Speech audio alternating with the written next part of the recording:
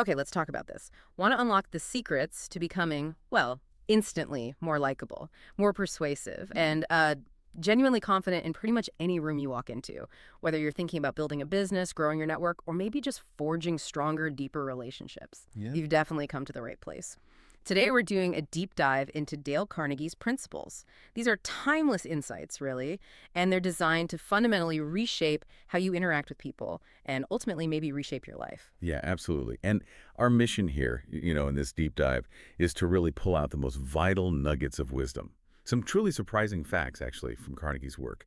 Think of it as maybe your shortcut, a way to get genuinely well-informed on human connection, on influence, without having to read every single page yourself. Exactly. Because at the heart of it all, Carnegie had this really profound insight.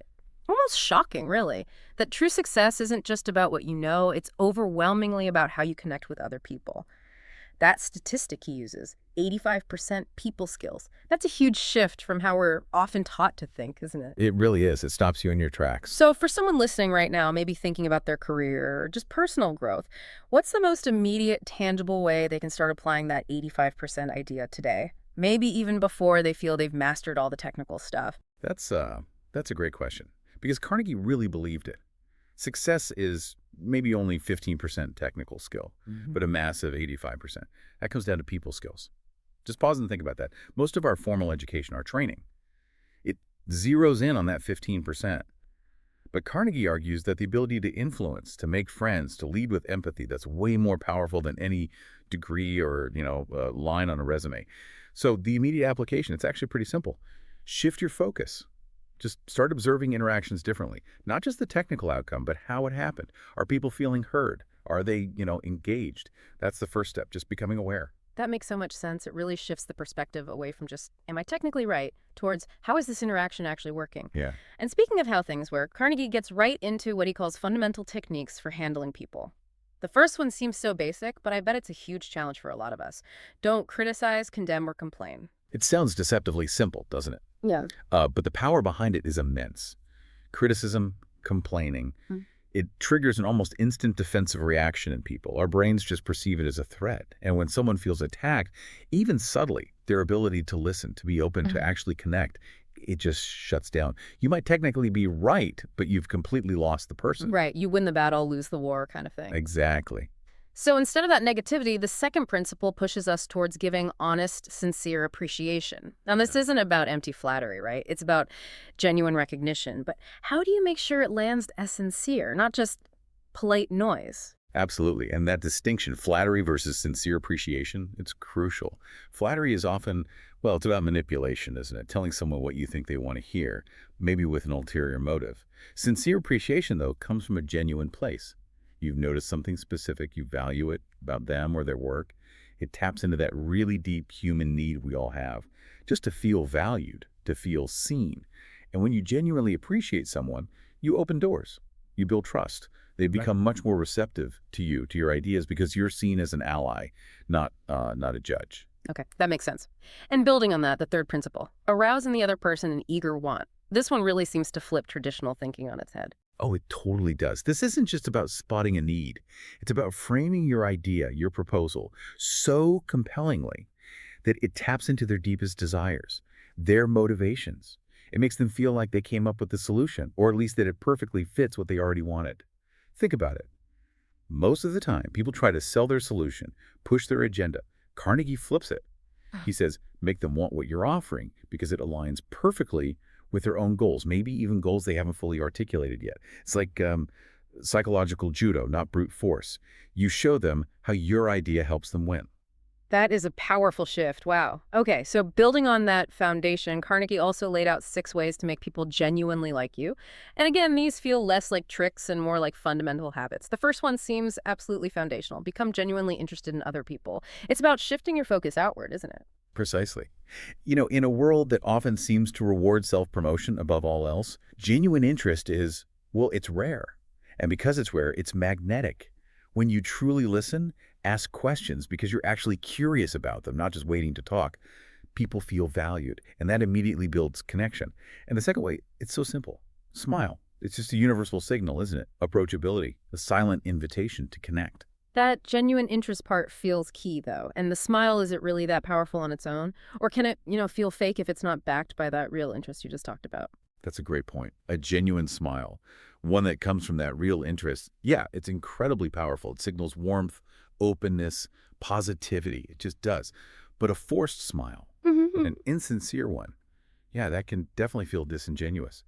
The key is it's usually an outward sign of what's going on inside. When you are genuinely interested and you pair that with a warm smile, you just become instantly more approachable. And the third way is incredibly impactful too. Remember and use people's names. Just think about how it feels when, say, a barista remembers your name or someone you just met uses it correctly. It's a small thing, but it signals, I see you, you're not just another face. Huge relational impact for minimal effort. Absolutely. That feeling of being seen, it's so fundamental. Okay, so then fourth, be a good listener. And this isn't just like pausing until it's your turn to speak again. It's really hearing them, maybe reflecting back what they said, showing you actually understand. And fifth, talk in terms of their interests. Find that common ground that resonates with them, not just pushing your own topics. And finally, the sixth one, make the other person feel important and do it sincerely. Again, that sincerity is key. This isn't about empty flattery. People see right through that. It's about genuinely finding and acknowledging something unique about them, their contribution, their perspective.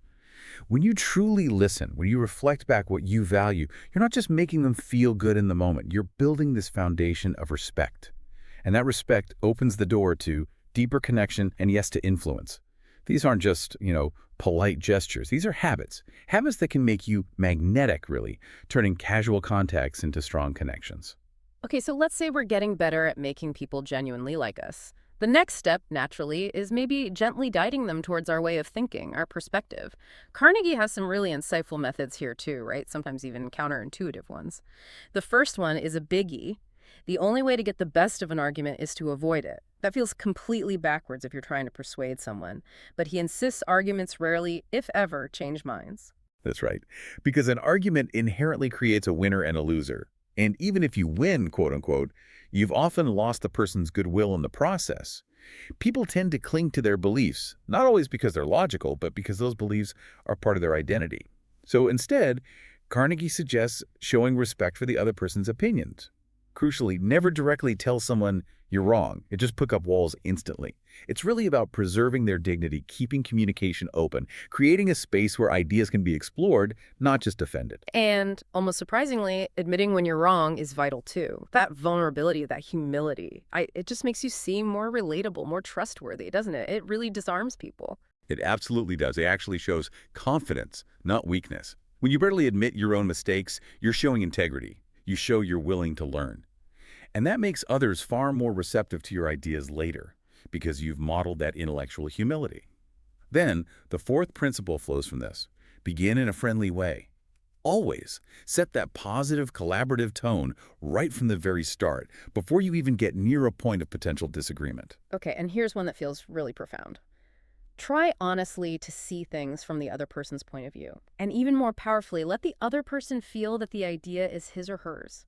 That feels incredibly skillful. That is. It's very skillful because it taps into our deep-seated need for autonomy, for ownership. Instead of pushing your agenda, you ask questions. You guide them. You present information in a way that lets them connect the dots. For anyone listening who's in business, sales, leadership, this is how you sell ideas without really selling at all. Yep. It's about facilitating their discovery, getting genuine buy-in. Because when people feel an idea is theirs, they'll champion it with way more passion. That leads us perfectly into the next section, which is about being a leader.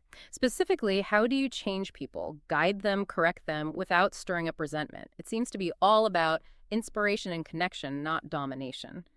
Carnegie suggests, starting with praise and honest appreciation, find something genuine to commend before you even think about offering a critique. Right. And then, a really insightful point that often gets missed.